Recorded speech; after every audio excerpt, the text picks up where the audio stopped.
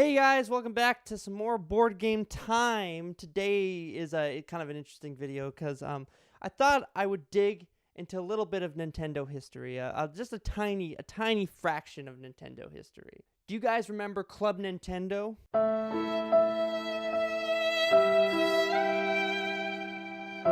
It hurts to think about it.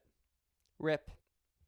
Rip Club Nintendo, am I right, guys? For those of you who don't know what Club Nintendo is, it was basically a service, kind of like a rewards sort of service, where every time you bought a game, you'd get a code, and you would register your game in your Club Nintendo account, and you'd receive points based off of the game. It also worked on consoles as well, but essentially the idea was build up points through buying and purchasing Nintendo products, and then get rewards after it. It's as simple as that. And like any reward system, the exchange rate is abysmal. Like, a $35 game is going to cost you like upwards to like $200 worth of purchases, to even like $200+ worth of purchases just to get like that game.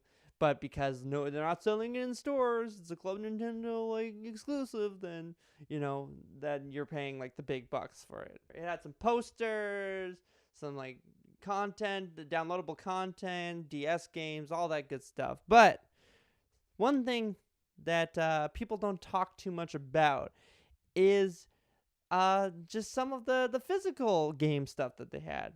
So I'm gonna save the best for last. We're gonna start with the first one out of two. We've got these Nintendo Platinum playing cards. Now, this is not something you could get with points. Essentially, you had to become a Platinum member in order to obtain these. There were tiers. I think there was a silver membership. I can't remember. But there was gold. Yeah, I know there was gold.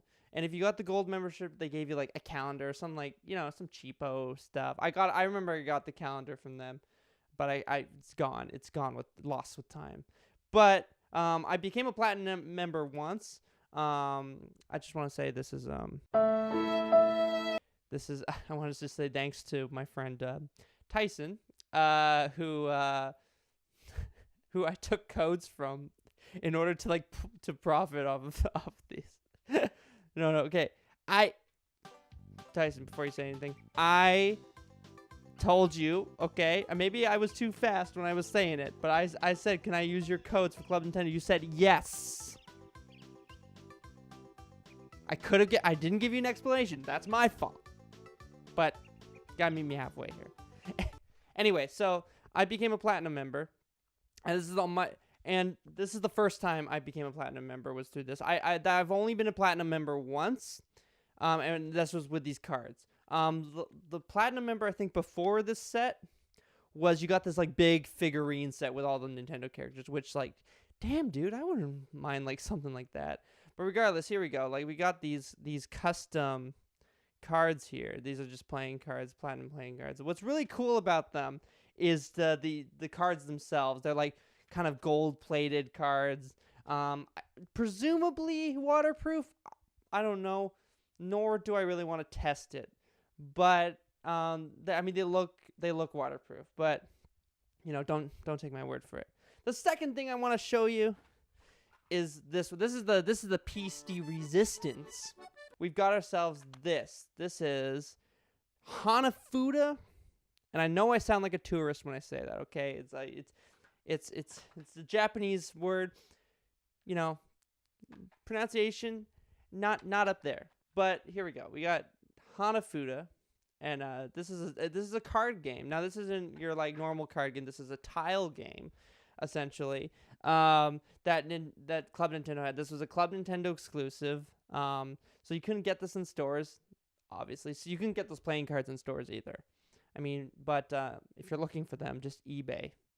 People are always trying to get rid of them. But basically, the Hanafuda cards was not a platinum membership. It wasn't like a gold member or whatever thing. It was actually like something that was always there for a long time. Where if you had 800 points, you could order it. It was always so mysterious because it was like Hanafuda Koi Koi card game. And I'm just thinking, going like, what is this, right? I saw the tile cards. I'm like, wow, like the tiles are beautiful. Like, first of all, if you don't even want to play the game, just having this set is amazing. Like all these tiles are just beautiful. Like they mimic like Imperial era Japan sort of like water like layer painting sort of thing. The game is kind of a gambling game. So I'm not gonna go too in depth about it, but I'll leave a link in the description to the points they allocate. The points and how they're allocated in this game, so you can see for yourself in terms of the sets, But basically, the way it works is you get 8 tiles in your hand, and your opponent gets 8 tiles. Obviously, it's a 2-player game, and then you flip 8 tiles in the center, so both you and your opponent can see in the middle of the play area. You've got 8 visible tiles, and the way you play is you discard a tile from your hand that matches a tile in the middle area. Basically, each card came in a 4-card set, and it was set in months. So there were 48 cards in total, and obviously 12 months in a year. So each card represented a different month of the year. I forget the context in which the cards are based off of in the months. It could have to do with harvesting or of some kind, because each card is a plant. So each card is part of a plant set, and so it might have to do with when these certain flowers grew in Japan, or maybe this certain harvest would happen in Japan. I don't know, but each card is part of a month set. So you would match plant to plant. So you'd have a plant card in your hand, you discard it and find a matching plant of that nature in the play area. When you find the match, you pick up both of them and you put them into your active area. So this is where you're going to start accumulating cards to find the sets you want to get the most points. After you've played the card from your hand and found a match, then you draw from the deck and you reveal the next card.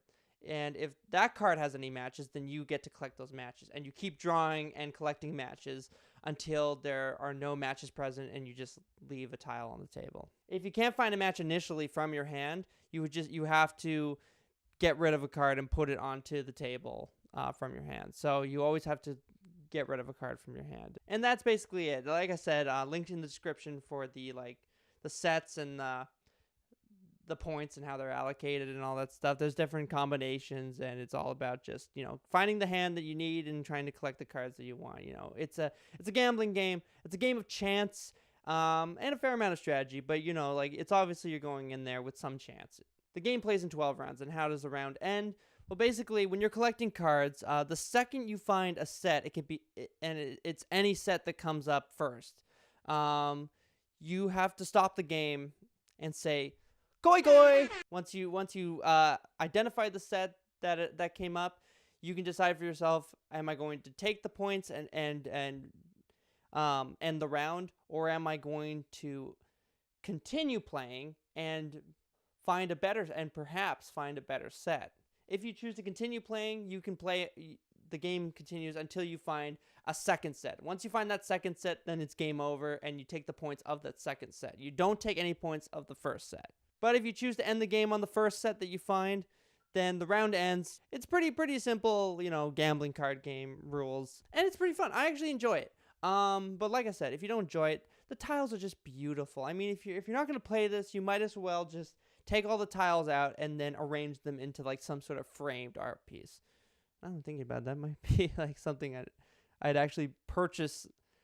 That actually is almost inspiring me to go on eBay, purchase another one of these just so I can like make like a portrait like that.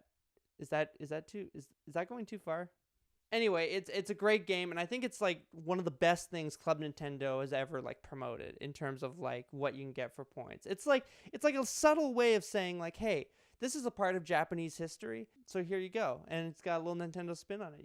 It's not every day you see something like completely obscure.